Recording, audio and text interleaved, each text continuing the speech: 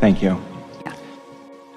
So I want to feel the satisfaction and lightness that comes from letting old, outdated beliefs fall away.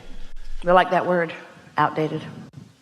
And I want to get better and better at synthesizing energy and moving it toward the things that I want. We have a question for you. If you are a synthesizer, if you are a harmonizer, yes. If you are a thinker, if you are a pointer, then isn't the only way to let go of an outdated belief to replace it with something new, because you're a thinker, yes. And you're going to be thinking about something. We just want to stick that in there. Okay. Because you are a thinker. Your mind wants to go.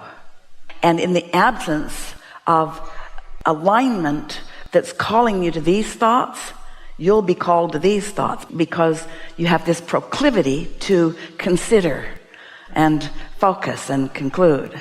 Yeah. And so that's the answer. It's right. It's getting more in that momentum of wanted and practicing it until it's known. But the thing is, how does one get into the momentum? That's the thing. So when you think about attraction, or even think about water flowing downhill, if you were the water flowing downhill, would you say, I need to flow downhill? Or would you just be flowed downhill? It's just a natural consequence of gravity and where you are. In the absence of the thought that is resistant to the natural flow, that momentum will just take you there. It's attraction. And so this is really good. This is really a good conversation you're stirring up here.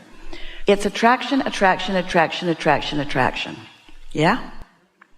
And your inner being is an attractor, attractor, attractor, attractor, attractor. Yeah? So your inner being is gathering cooperative components. Let's call that momentum. And if you're not thinking opposing thoughts, then you're going to be part of your inner being's attraction. Yeah? So, are you being manipulated by your inner being? No. Why? Because you put it there. You focused here and created this. Your inner being focused here with emphasis and is now calling you to that. So we're just wanting to clarify that one small word that you used is a big word, but we really want to clarify this one small point. It's a big point, but we really want to clarify this. Momentum isn't something you do, it's something that you allow. Law of attraction is the momentumizer, not you. You're the focuser, which allows you to flow in the direction. You're under the influence of something. What is it? Your desires or beliefs. And when desires and beliefs are in the same place, that's pretty strong attraction, yes? This is new stuff to think about, isn't it? New way of thinking yes. about that stuff. We knew you'd like that because you really like to chew on things. Thank you very much. That's Enough? awesome. I think I'm good. Really, for sure? I mean, I would love to continue the energy here of momentum because I felt that move within me when you said it. Let's do it then. All right. So maybe we could go back and forth and I could start.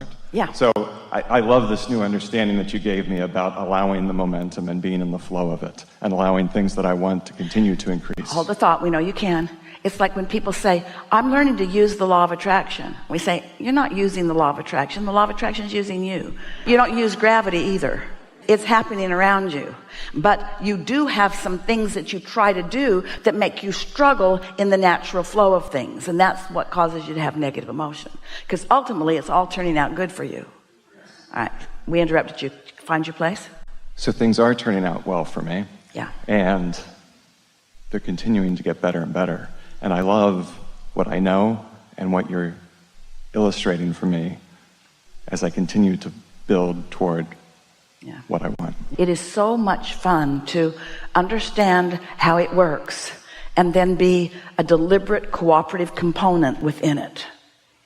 And when you come to trust the goodness of your inner being and the personalness of what it is calling you toward because you put it there, then you get to be that deliberate creator and that allower of what you've created all at the same time.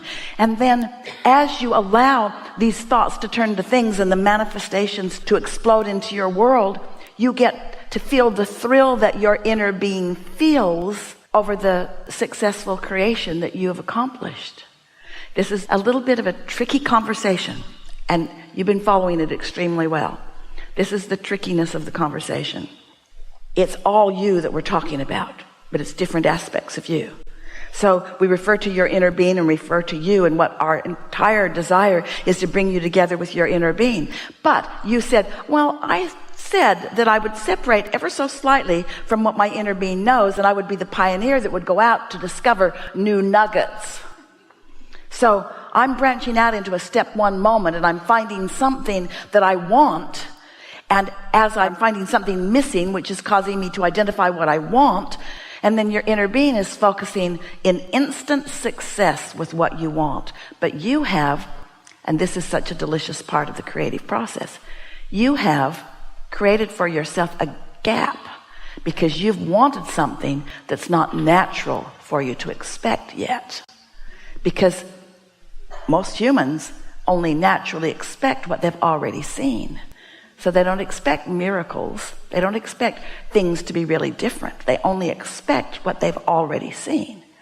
But your inner being knows that if you want it, it is done. And your inner being stands there knowing that knowing. And so as you practice letting go of the thoughts that don't feel good and allowing the thoughts that do feel good, you come into that knowing, and then you get to experience the incremental releasing of resistance, which is what relief feels like to you. But then the momentum of it goes greater and greater from relief of letting go of resistance to the thrill of momentum building, to the thrill of the momentum building enough that it must manifest into something that you can see and hear and smell and taste and touch.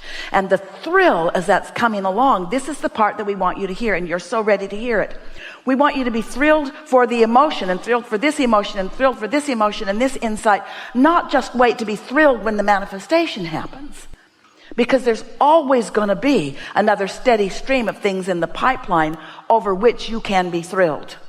And if you're waiting for the manifestation before you celebrate, you see, your inner being doesn't wait for the manifestation. Your inner being is thrilled when this idea happens, and thrilled when this piece comes, and thrilled when this piece comes. Your inner being is thrilling and thrilling and thrilling. And when you get those thrilling feelings, those things that feel like insight and yes and passion and eagerness long before it's manifested, what you're feeling is what your inner being is feeling. And the fact that you're feeling it means you're wide open. You're calibrated. Thank you very much. And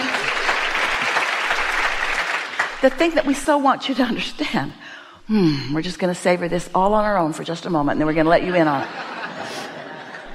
Far and away, can't even find a percentage comparison that is accurate. Such weak little words. So much more of your life is lived in that time when there's no manifestation, but there's a whole lot of pleasing going on. But if you've calibrated to only be pleased with manifestations, then you're missing all these thrilling moments, all these thrilling moments, all these thrilling moments. We're turning somersaults. We're dancing on the... Can you imagine what it feels like to us to see you experience life and birth something? You've given birth to something that is new. Our celebration is supreme. And then to get to witness you tuning to it on purpose, tuning to it, not acting like a human that needs to see it all, tuning to the feeling of it, calibrating to the vibration of it, loving the insight that flows to you and waiting for the inspiration, no longer needing to manipulate every little thing, but feeling the fine-tuning of this, feeling the thrill of these emotions, and then seeing you, allowing more and more of that momentum and feeling more and more in love with yourself and in love with life and in love with others and in love with creation and glad to be here. These words are so inadequate to portray that feeling that your inner being feels, and you relaxing into that and letting yourself just be good, and be good in this moment. We mean feel good in this moment. Acknowledge the perfection of life and the rightness of you and the bigness and the value of the whole of it and the benefit that each and every other person is offering to you.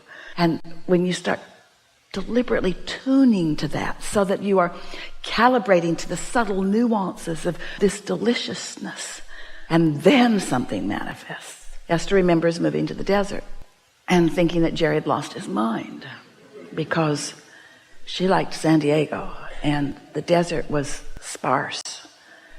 And then, because they walked every day, she began calibrating to the beauty of the desert. She began smelling the beauty of the desert. Oh, water on the sand. She began seeing the subtleness of the flower on the cactus. And in time, the subtle beauty of that one little flower on that great big cactus was as meaningful to her as all the beauty that she'd seen in all the world all the rest of her life. That's that grounding that you were talking about. Tuning to the wholeness of who you are. And then in this moment, being able to feel the wholeness of all of that appreciation. In other words, it doesn't need to be appreciable for you to appreciate it. You just need to be appreciating. You see what we're getting at? So then the world can be whatever it be's, and you can be as happy as you choose to be. That was big. Thank you. Yeah, really good.